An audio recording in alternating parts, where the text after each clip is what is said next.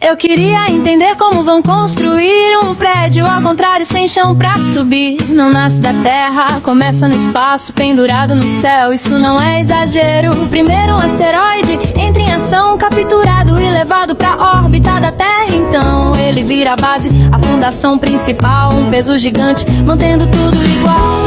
Esse caminho no céu não é aleatório, desenha um 8, parece até ilusório.